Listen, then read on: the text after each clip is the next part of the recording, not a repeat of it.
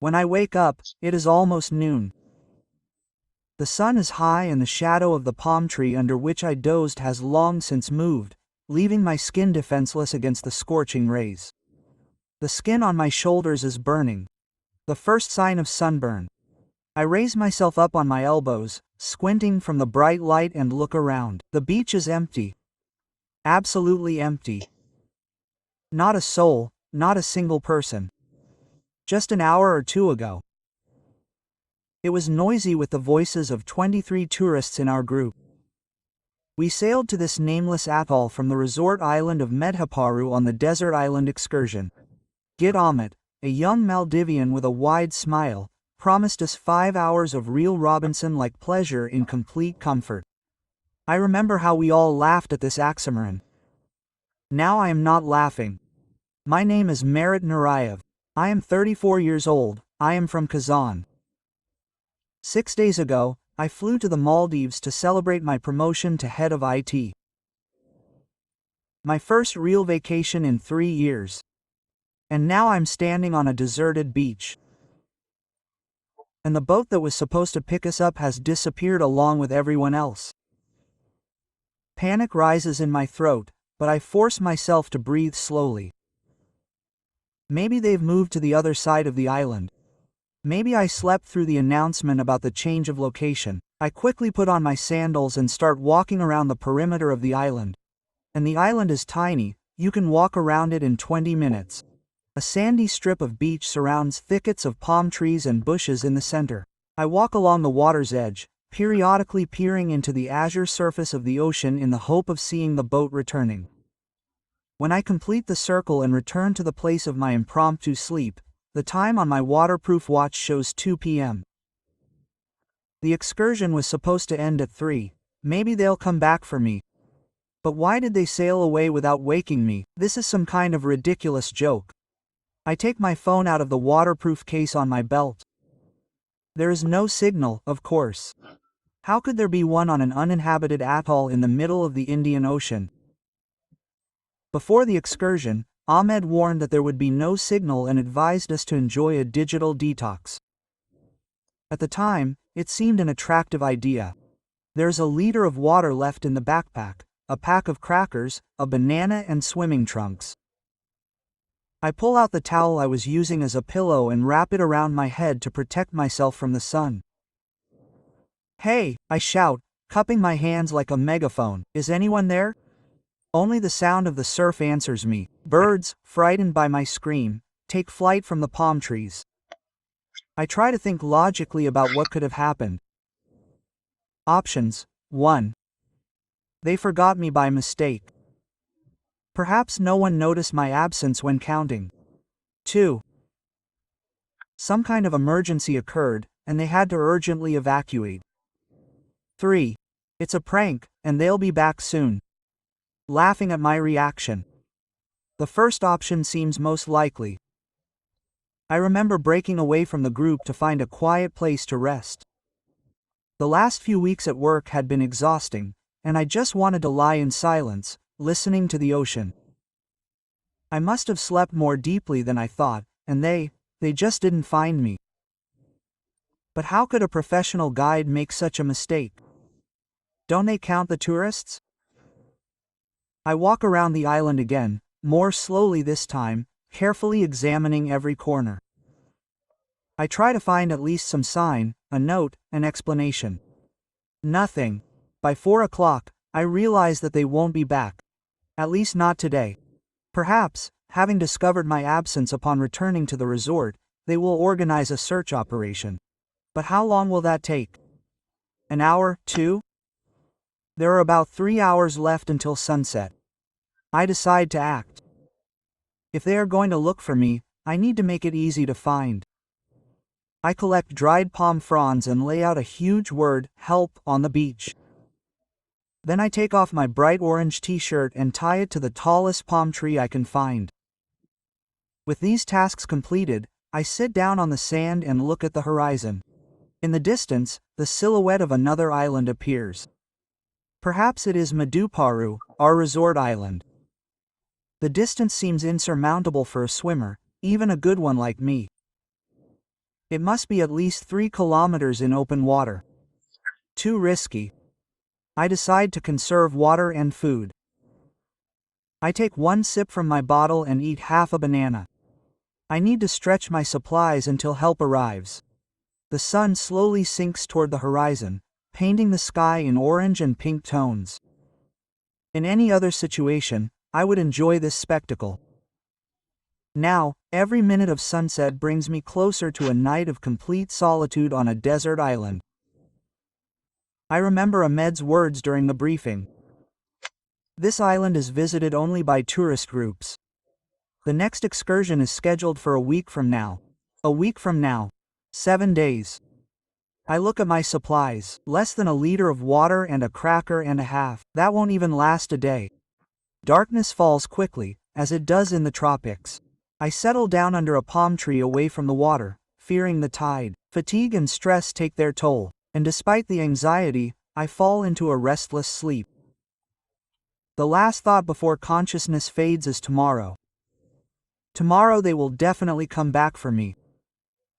I don't yet know that tomorrow will be only the first of 18 days that I will have to spend on this patch of land in the middle of the ocean. I wake up thirsty. My throat is dry, my tongue feels like sandpaper. The sun is just rising, but the heat is already noticeable. I take a small sip of water from the bottle. It is warm and has a strange taste of plastic. Today is the second day of my stay on the island, and hope still glimmers in my chest. Surely, having noticed my absence, the hotel management has already organized a search. I just need to wait for the rescuers. I decide to conduct a more thorough reconnaissance of the island. Yesterday I was too stunned and scared to really study the area. Now, in the early morning light, I begin to methodically explore each section. The island is really tiny, no more than 300 meters in diameter. The central part is overgrown with coconut palms and some kind of dense bush. I find several coconuts fallen on the ground. And this is the first good news. There is a source of food and liquid. However, opening a coconut with bare hands turns out to be no easy task. After an hour of trying to break its stone. In doing so, I almost break my fingers. I finally manage to make a hole. The coconut water is warm but refreshing. I drink greedily, enjoying every mouthful. Then I crack the nut completely and scrape out the white flesh. It is tough and fibrous, but nutritious. Continuing my exploration, I find the remains of an old fire, probably from previous tour groups. Empty plastic bottles and snack wrappers are scattered nearby. The typical legacy of civilized visitors. However, this trash now seems like treasure to me. The plastic bottles can be used to store water. By midday, the heat is unbearable. I make myself a makeshift shelter by stretching a towel between 2 palm trees. The shade is scant, but better than nothing. I lie there, watching the horizon, peering at every dot that appears on the water's surface. Several times I think I see a boat, but it turns out to be either waves or floating pieces of wood. By that time, hope for a quick rescue is fading. If they were going to come back for me today, they would have done so already. I am beginning to realize that my situation is more serious than it initially seemed.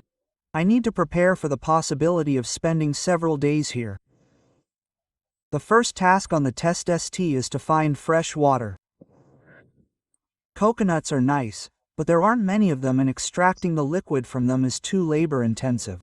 I remember the survival tutorials I once watched on YouTube. Rainwater. That's what I need to collect. I inspect the plastic bottles I've found, picking out the cleaner ones and setting them out in the open. The sky is clear, but in the tropics the weather can change at any moment. The next problem is food. Besides the coconuts, I notice a few crabs scurrying across the sand. They're fast and skittish, but maybe I can catch a few. There should be fish in the coastal waters too. If I had any gear, I start collecting anything that might be useful. Bits of rope left behind by previous visitors. Sticks of different lengths, rocks with sharp edges. I try to make a crude fishing spear out of a long stick, a sharpened rock, and a piece of lace from my sandals tied to the end. It's getting dark. I renew the help sign in the sand, making the letters deeper and wider. Then I collect dry branches and leaves for a fire. If I see a boat or a plane, I will immediately set it on fire. But how to light a fire? I have no matches or a lighter. I try to remember how to make fire by friction, but all my attempts to create a primitive bow for drilling end in failure. It takes too much force, and I already feel tired and dehydrated. Night falls suddenly. I settle down under the palm trees again, but sleep does not come. My thoughts revolve around one question: how could this happen? How could a professional guide forget a tourist on a desert island? I recall the details of yesterday. Ahmed was a little distracted, constantly checking his phone. Maybe he had some kind of problem, or it was because I kept apart from the group. Most of the tourists were couples or families. I was the only one traveling alone. Maybe that's why no one noticed my absence. The stars above are incredibly bright. The Milky Way stretches from horizon to horizon like a sparkling river. In another situation, I would marvel at the sight. Now, every star seems like a distant, unreachable beacon. I close my eyes, but sleep won't come. Instead, my memory helpfully throws up images from survival movies I once watched. Castaway with Tom Hanks. 127 Hours. Into the Wild. All of these stories once seemed like exciting adventures. Now they take on a frightening reality. There will be a noise in the night. Something rustles in the bushes nearby. My heart is pounding like crazy. Adrenaline is released into my blood. I grab my improvised spear and point it in the direction of the sound. In the darkness, there is nothing visible except shadows. The rustling comes closer. I tense up, ready to defend myself. And then a crab the size of my palm emerges from the bushes. Relief gives way to nervous laughter. I lower my weapon and watch as the crab busily crosses the sand and disappears into the waves. Only now do I realize how tense my nerves are. The fear of loneliness, the fear of the unknown begins to penetrate deeper. What if they don't find me? What if I have to spend not days, but weeks here? I force myself to breathe deeply and slowly. Panic is the worst enemy of survival. I need to keep a clear mind. Tomorrow, I tell myself, tomorrow I must create a more reliable shelter, find a way to get food and water and a signal fire. A fire is a must. With these thoughts, I finally fall asleep to the sound of the surf, unaware that my ordeal is just beginning. Day 3 begins with rain. I wake up from drops falling on my face. And the first feeling is joy. Water. I quickly grab the plastic bottles that I set out yesterday and check that they are full.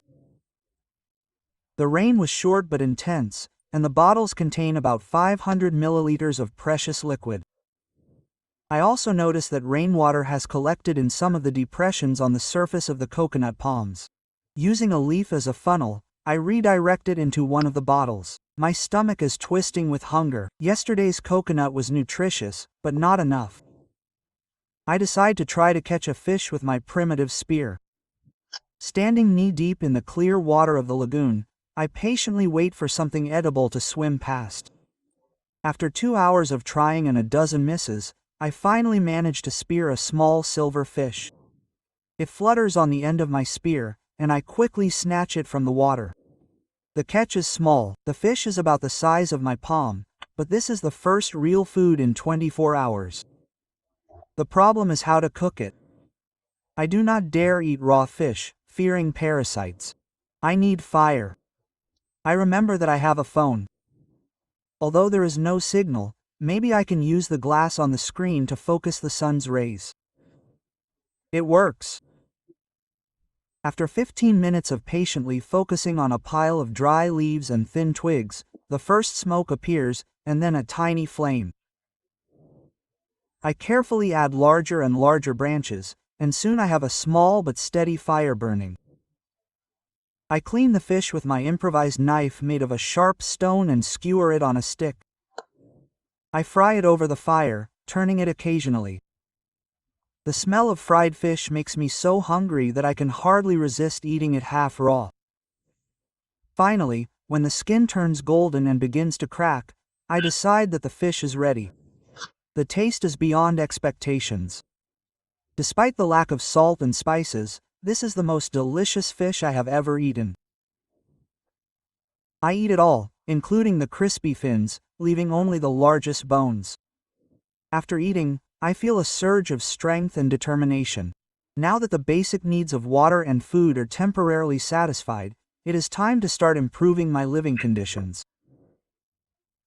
My current shelter, a towel stretched between palm trees, barely protects me from the sun and is useless against the rain.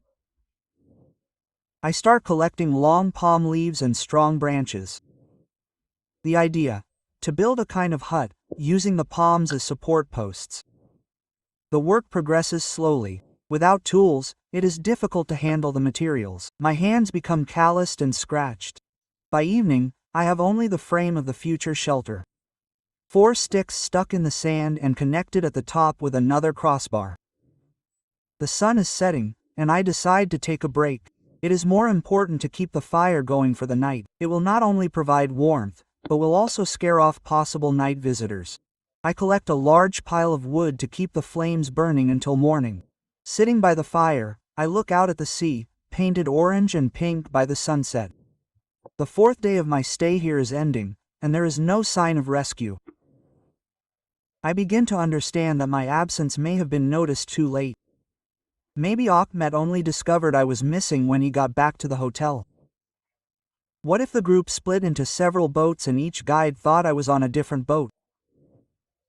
Or what if they didn't notice I was missing at all?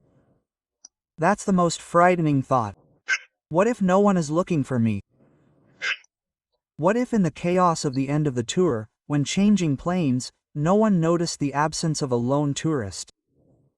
I take out my phone and turn it on. The battery shows 60%. There's still no signal, but I open the photo gallery. There are pictures from home, photos of friends and family. I scroll through them, and every familiar face evokes a sharp feeling of longing. It's especially hard to look at the photos of my parents. They were against my going to the Maldives alone. Why go to a romantic place alone? My mother asked. I joked, saying that I was going not for romance, but for the silence and the sea. If they knew where I was now, I would turn off my phone to save the battery. It may be needed in a critical situation. The night brings new sounds and fears. Somewhere in the thicket there is a rustling sound. Palm leaves rustle overhead. I keep the fire going, adding branches every half hour. Sleep comes in fits and starts, restless and shallow. Towards morning it starts raining, harder than yesterday. I quickly set out all the available containers for collecting water. My body is already beginning to adapt to the new rhythm of life. I wake up at dawn. I sense the approach of rain by the change in the wind. I notice the smallest movements in the water, indicating the presence of fish. I devote the 4th day to completing the shelter. Using flexible young branches, I weave something like walls and a roof, covering them with palm leaves. It turns out to be a primitive, but relatively dry hut. Inside, I make a bed from soft leaves covered with a towel. By the evening of the 4th day, I have a shelter that protects me from the sun and rain, a supply of fresh water in 5 plastic bottles, a permanent fire that I keep going 24 hours a day. 3 coconuts, hidden in case I fail to catch fish. Primitive tools: a fishing spear, a stone knife, water containers. I create a daily routine for myself. Morning: check and replenish water supplies. Search for coconuts. Noon: fishing, when the sun is high and the fish are clearly visible. Evening: collect wood for the fire, strengthen the shelter. Night: maintain the fire, rest. This routine helps to structure my time and not give in to despair. I begin to mark the days by laying out pebbles in a row on the sand. On the 5th day, I notice a plane flying high in the sky. I frantically wave my arms, jump, shout, although I understand that from such a height I am impossible to notice. As the plane disappears over the horizon, I feel an acute attack of loneliness. That evening a storm begins. The wind picks up, the waves get higher, the rain comes down in buckets. My fire goes out despite my best efforts to protect it. The shelter holds, but water is seeping through the roof. I sit with my knees pulled up to my chest, soaking wet and shivering. The storm continues all night and into the next half day. When it finally abates, I leave the shelter and look around the island. The beach is littered with broken wood, plastic bottles, even a crate that must have washed up from a passing boat. This trash is a treasure to me. In the crate I find a few rotten oranges, but even these seem like a delicacy after days of living on fish and coconuts. Among the debris I find a piece of tarpaulin, the perfect material to reinforce the roof of my shelter. On the evening of the 6th day, as I sit by the rebuilt fire, frying the fish I have caught, a strange feeling suddenly comes over me. Not fear or despair, but something akin to acceptance. I am here. I am surviving. Day after day, I am solving problems, adapting, learning. Of course, I still hope for rescue. Every morning I rewrite the word, help, in the sand. Every day I scan the horizon for boats or planes, but the panic of the first few days has given way to a calm determination. I can do this, I tell myself. No matter how long it takes, I will survive here. As I fall asleep tonight in my improved shelter with a supply of food and water, I feel a strange sense of peace. Tomorrow will be a new day, new challenges, but now I know I am ready for them. By the 7th day of my stay on the island, I have created a relatively stable survival system. My shelter, reinforced with a tarp found after a storm, reliably protects from the sun and rain. I have learned to fish effectively, using not only a spear, but also a primitive trap made from Ilian branches. Freshwater reserves are maintained at 3 to 4 liro thanks to regular tropical downpours.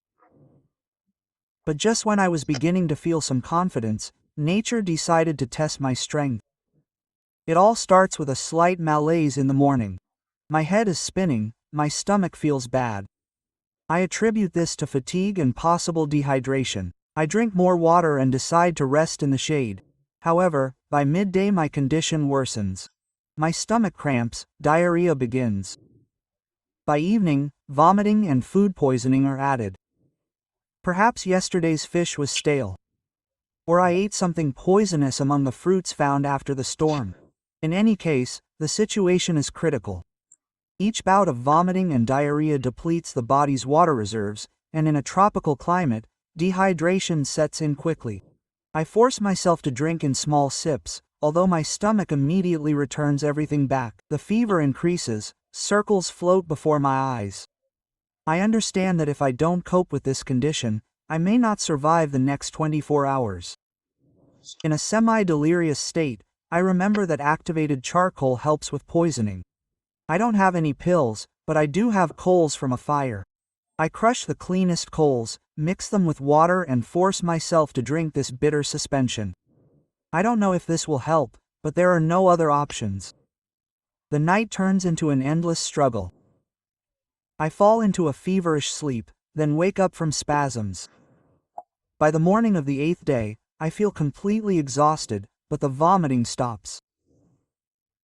Perhaps the homemade medicine helped or my body simply got rid of the toxins. I spend the entire 8th day in a semi-conscious state, lying in the shade of the shelter, periodically taking small sips of water. By evening, the fever subsides, and I understand that the worst is behind me. However, this ordeal has left me extremely weakened. My muscles tremble with the slightest effort. My head spins when I try to get up. On the 9th day, I eat some coconut meat for the first time in 48 hours. My stomach accepts the food, which is a good sign. I slowly regain my strength, but I realize that the poisoning has set me back in my fight for survival. My water supplies are depleted, the fire has gone out, and my fishing gear is unattended and partially destroyed. I have to start almost from scratch. First, I rekindle the fire using the lens from my phone camera. Then I reinforce the shelter, which was damaged by the wind while I was incapacitated. Finally, I go in search of fresh water. After the rains, small freshwater ponds sometimes form in cracks in the rocks. By the 10th day, I can fully engage in fishing again. However, the poisoning has taught me caution. Now I choose my fish more carefully, avoiding brightly colored species, which are often poisonous. I also try to boil or fry my food better. The 11th day brings new challenges. A cut leg. While fishing, I step on a sharp coral that cuts my foot deep. The wound is not life-threatening, but it is painful and can easily become infected in tropical conditions. I wash the cut with seawater, wincing from the burning pain. Then I apply the pulp of an aloe plant to the wound, a bush of which I found in the central part of the island. I make a bandage from a scrap of a t-shirt. Limping, I return to camp, realizing that fishing will be difficult in the coming days. I have to adapt. Instead of actively hunting for fish, I improve traps that can be set from the shore. I spend more time collecting coconuts and searching for edible plants. I discover thickets of wild spinach. An unexpected find that diversifies my diet and provides the body with essential vitamins. On the 12th day, I notice a sail on the horizon. My heart beats wildly with hope. I light a signal fire, adding green leaves to create thick smoke. I wave my arms, shouting, although I understand that from such a distance they will not hear me. The sailboat passes by without changing course. Perhaps it was just a fishing boat returning from fishing. Or maybe they noticed my signals, but decided that it was an ordinary fire of tourists on the beach. In any case, the hope for a quick rescue fades again. This failure plunges me into deep depression. For the first time in a long time, I seriously think about the fact that I can stay here forever or, worse, die on this tiny piece of land, and no one will ever know what happened to me. The 13th night becomes the hardest psychologically. I lie awake, listening to the sound of the waves and the cries of night birds. My thoughts revolve around all the mistakes that led me here. Why did I even go on this excursion? Why did I get separated from the group? Why did I fall asleep in a huge place where it was difficult to notice me? By the morning of the 14th day, I have made a decision. If no one comes for me, I must save myself. The island of Mida, Peru is visible on the horizon. Every day I look at its distant silhouette. The distance is great, but perhaps surmountable. I begin to build the fruit. I collect all the floating debris thrown up by the sea, pieces of wood, empty plastic bottles, parts of some boxes. I tie them together with vines and scraps of rope found among the garbage. The work progresses slowly. My injured leg still hurts, and I have practically no tools. The 15th and 16th days are completely devoted to building the raft. It turns out clumsy and unreliable, but it must support my weight and not fall apart for at least a few hours. I make a primitive paddle from a long stick and a piece of plastic. On the 17th day, the fruit is ready. I collect everything I need for the trip: a supply of bottled water, a few coconuts, an improvised knife. I tie it all to the raft so as not to lose it in case of a possible capsize. In the evening, I check the direction of the wind and current. They are favorable. It seems that nature has finally decided to help me. I plan to leave at dawn, when the sea is calmer and the sun is not so bright. I spend the night before departure in a strange state between fear and hope. I understand that my plan is risky. If the fruit falls apart far from the shore, if the current carries me out to the open ocean, if a storm begins, I will not have a chance. On the other hand, staying on the island means resigning myself to an indefinitely long imprisonment.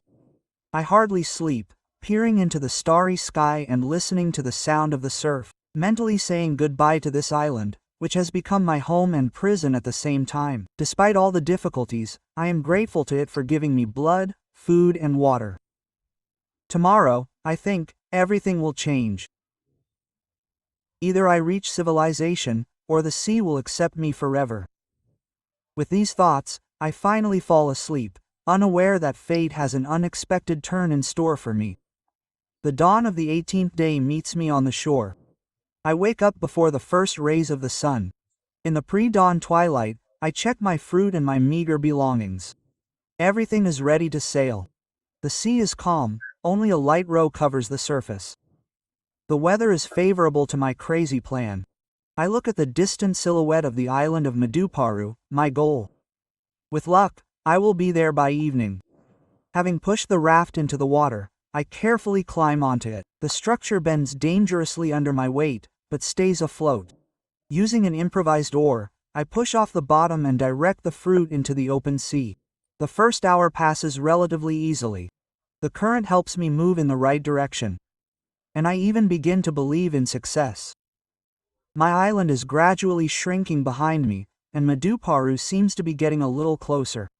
However, by the second hour of the journey, the situation is getting worse. The sun is rising higher and higher. Its rays are mercilessly burning my skin. I try to cover myself by throwing a piece of a t-shirt over my head, but it is weak protection. My hands, unaccustomed to such work despite days of survival on the island, are covered with blisters from the friction of the rough paddle. By midday, it becomes clear that I have underestimated the distance. Maduparu still seems like a distant mirage, and my strength is fading with every stroke of the paddle. The thirst becomes unbearable. I allow myself a few sips from the water reserves. Suddenly, I notice that the fruit is starting to fall apart. The vines that tie the logs together are getting wet and weak. One of the sections is detached, upsetting the balance of the entire structure. I frantically try to tie the fruit together using the scraps of my clothes, but this is only a temporary solution. By 3 p.m., the situation is critical. The fruit is barely floating, half of my supplies are gone, and Maduparu is still too far away. I realize that I have made a fatal mistake. I will not have enough strength or time before nightfall to reach my goal. I make a difficult decision. To turn back to my island. This means admitting defeat. But there is no other way. If I continue moving forward, I will most likely end up in the middle of the ocean at night on a crumbling raft. The way back turns out to be even more difficult. The current, which used to help, now works against me. Each mushroom requires incredible effort. My arms are shaking from fatigue, my back is splitting with pain. The sun is already setting when I notice that my island has changed strangely. Looking closely, I understand the terrible truth. The current has carried me to the side, and I am approaching not my island, but some other atoll. Panic grips me. I do not know if this new island is inhabited, whether there is fresh water or food there. All my survival skills, all the shelters and traps I had created were still there. I would have to start all over again if I ever made it to shore. At that moment, the thing I had feared most happened. The fruit finally fell apart, the logs went in different directions, and I found myself in the water. Instinctively, I grabbed the largest piece of debris that could still support some of my weight. There was about 1 kilometer left to the nearest shore. I had to swim this distance, holding on to the piece of the raft, otherwise certain death awaited me. I began to slowly move toward the shore, using one arm and legs, holding on to my improvised life preserver with the other. My strength was leaving me with every meter. My muscles were burning from the strain. The salt water was eating away at my wounds and abrasions. Several times I almost lost consciousness from exhaustion, but the fear of death forced me to continue moving. When there were no more than 200 meters left to the shore, I noticed a dark silhouette in the water. A shark. My heart skips a beat, but the silhouette moves too strangely to be a shark. Looking closer, I realize it's a dolphin. The animal circles around me, as if studying the strange creature in its domain. Then, to my amazement, The dolphin swims closer and seems to push me toward the shore. Perhaps it's just a game or a coincidence, but I want to believe that the sea creature has decided to help a person in trouble. With the last of my strength, I reach the shallows. My feet touch the sandy bottom, and I literally crawl out onto the shore. I fall face down in the sand, unable to move any further. My whole body trembles from exhaustion. There's a ringing in my ears, black spots float before my eyes. I don't know how long I spent in this semi-conscious state.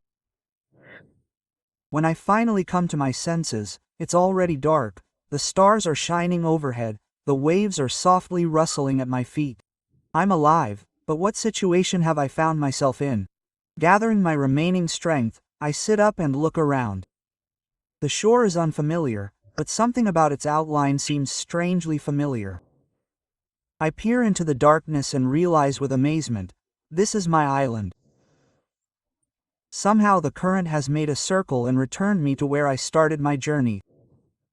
Laughter and sobs simultaneously burst from my chest. So much effort, so much suffering, and I am back where I started. It seems like a cruel joke of fate. But at the same time, I feel an incredible relief. Here I have shelter, supplies, familiar territory.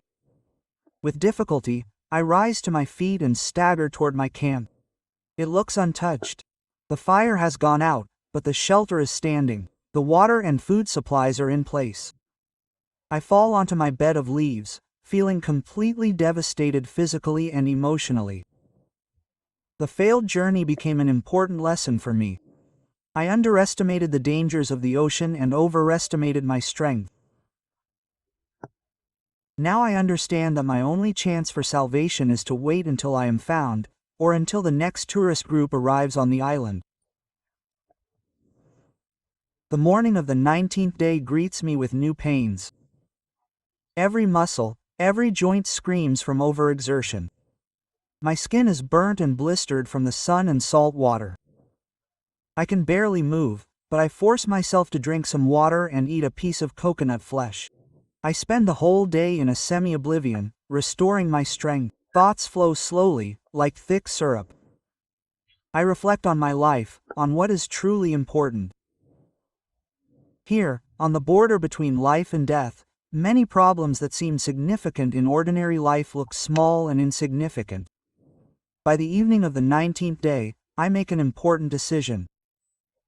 If I am destined to spend more weeks or even months here, I must create a more sustainable survival system. Temporary solutions are no longer suitable. I need to think long-term. A plan is forming in my head. Build a proper shelter that can withstand a strong storm. Create a system for collecting and storing rainwater. Design a calendar and a map of the island. Improve fishing and food preservation techniques. Install a permanent signal that will be visible from the sea. I fall asleep with these thoughts, feeling a strange calm. I have reached my limit and survived. Now I can only become stronger. But fate has another surprise in store for me. The morning of the 20th day begins as usual. I wake up with the first rays of the sun, still feeling pain throughout my body after an unsuccessful escape attempt. I crawl out of the shelter and the first thing I do is check the water supplies.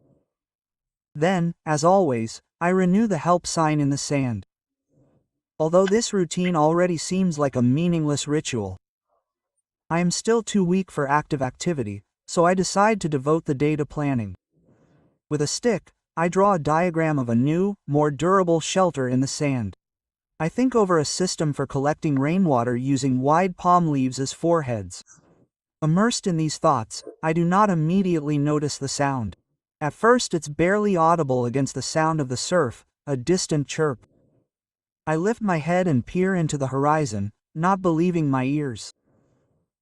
A helicopter, a small black dot in the sky, gradually growing larger, approaching the island. I jump up, forgetting about pain and fatigue, and run to the signal fire.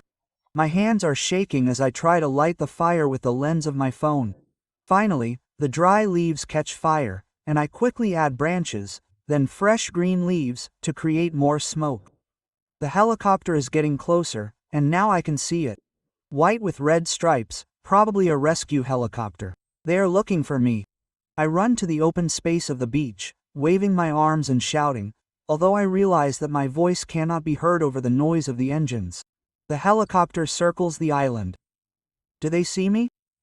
Do they notice the smoke from the fire? I continue jumping and waving, using the brightly colored towel like a flag. And then the helicopter comes down. It hovers over the beach, kicking up clouds of sand and creating a mini hurricane of palm leaves.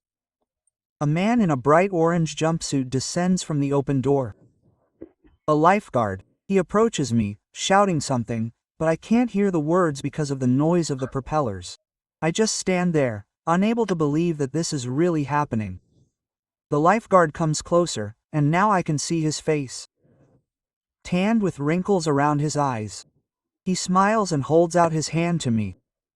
Merit Narayev, he shouts, and I nod, still unable to utter a word. We were looking for you. Are you okay? I open my mouth, but instead of an answer, tears flow from my eyes. 20 days of stress, fear, and loneliness break out. The lifeguard nods understandingly and helps me put on the rescue harness. My name is Ricardo, he says, checking the fastening. We will lift you into the helicopter. Hold on tight. The next minutes pass in a blur. I am lifted onto the helicopter, where a medic meets me. He quickly examines me, checks my pulse, gives me water and some pills. I sit, holding tight to the seat, afraid that this is a dream and I am about to wake up back in my hut. The helicopter rises into the air, and I look out the window at the island that has been my home and prison all these days. It looks so small from above, so insignificant in the endless ocean. It is hard to believe that the drama of my survival unfolded on this tiny patch of land. How did you find me? I finally ask, when I regain the ability to speak. Ricardo sits down next to me. Your parents raised the alarm when you did not respond. The tour company initially claimed that you must have arbitrarily changed your route or were left on another island, but your parents insisted on searching. I feel my throat tighten with emotion. My parents. They saved me. The search operation began 3 days ago, Ricardo continues. We searched all the islands where you were last seen. We reached this atoll today. 3 days, I repeat.